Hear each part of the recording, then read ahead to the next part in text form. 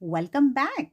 This is Shrestha Gautam Mahant wishing you all a very warm morning. Let's recapitulate the first part of the chapter.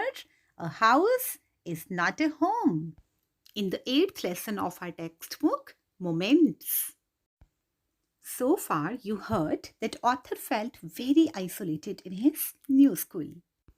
Before we move to story, let me ask you a question.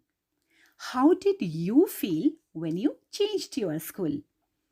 You must have felt the same way, isn't it? In the first part of our story, the author's house caught fire.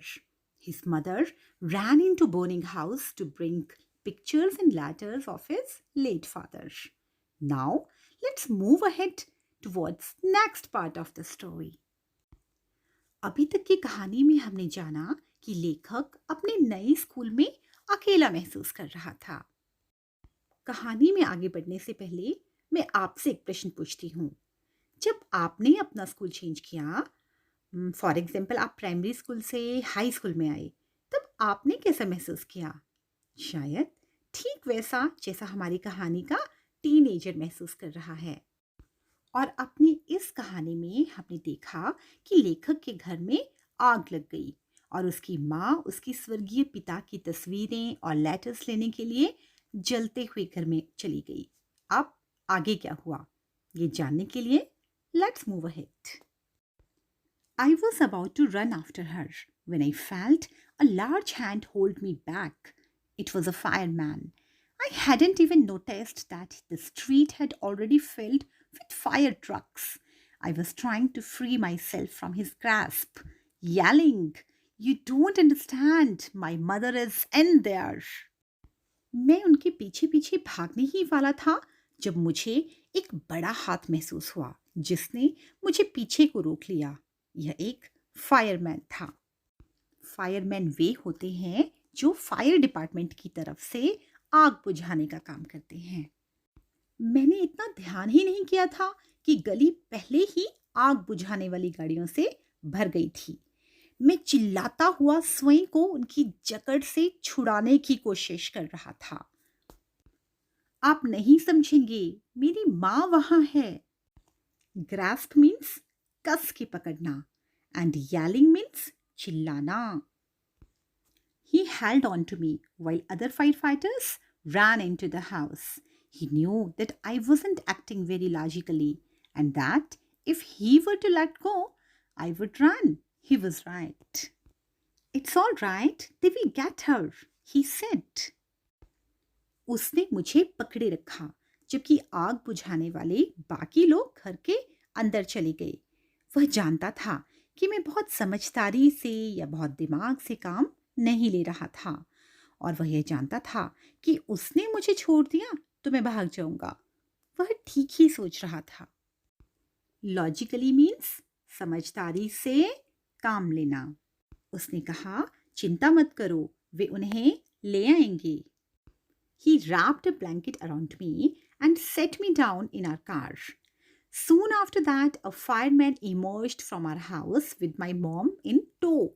He quickly took her over to the truck and put an oxygen mask on her. I ran over and hugged her. All those time I ever argued with her and hated her vanished at the thought of losing her. उसने मेरे गिर्द एक कंबल लपेट दिया और मुझे हमारी कार में बिठा दिया। उसके शीघ्र बाद एक फायरमैन घर के अंदर से बाहर आया, मेरी माँ को अपने पीछे पीछे लिए हुए। वह जल्दी से उन्हें ट्रक के पास ले गया और उनके ऊपर ऑक्सीजन की एक मास्क लगा दी। मैं भागकर उनके पास गया और उन्हें गले से लगा लिया। वे सभी घटनाएं जब मैंने उनके साथ बहस की थी या उनसे नफरत की थी, उन्हें खो देने के थॉट से, खो देने के विचार से वह सब गायब हो गया। Vanished means गायब हो जाना। She's going to be okay, said the fireman. She just inhaled a little smoke. And then he ran back to fight the fire while my mother and I sat there dazed. I remember watching my house burn down and thinking that there was nothing I could do about it. उसने कहा, ये ठीक हो जाएंगी, इनके अंदर केवल थोड़ा सा धुआं चला गया है। और फिर वो आग बुझाने के लिए वापस दौड़ गया, जबकि मैं और मेरी माँ वहाँ घबराए हुए से बैठे थे। मुझे याद है कि मैं अपने घर को जलकर राख होते हुए देखता रहा और सोचता रहा कि मैं इसमें कुछ नहीं कर सकता था। 5 hours later, the fire was finally out. Our house was almost completely burned down. But then it struck me. I hadn't seen my cat. Where was my cat? Much to my horror, I realized that she was nowhere to be found. Then all at once it hit me. The new school, the fire, my cat. I broke down in tears and cried and cried. I was suffering loss. Big time. 5 घंटे बाद आखिर आग बुझा दी गई। हमारा घर लगभग पूरी तरह से जलकर नष्ट हो चुका था। और फिर मुझे अचानक ध्यान आया, मुझे हमारी कैट दिखाई नहीं दे रही थी। मेरी कैट कहाँ थी? मैं बहुत डर गया जब मुझे महसूस हुआ कि वह इधर उधर कहीं नहीं थी। फिर सभी बातें मुझे एक साथ याद आ गई। नया स्कूल, आग, मेरी कैट, मेरे आंसू निकल आए और मैं रोता चला गया।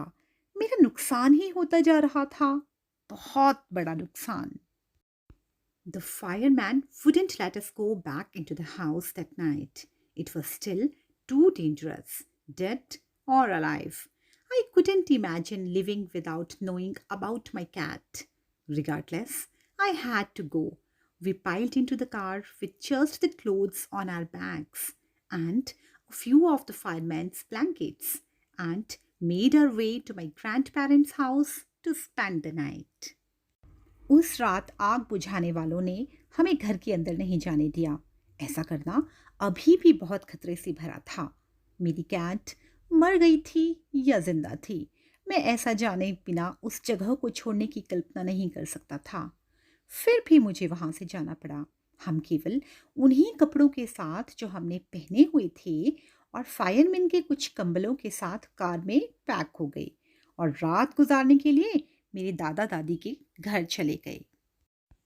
The next day, Monday, I went to school.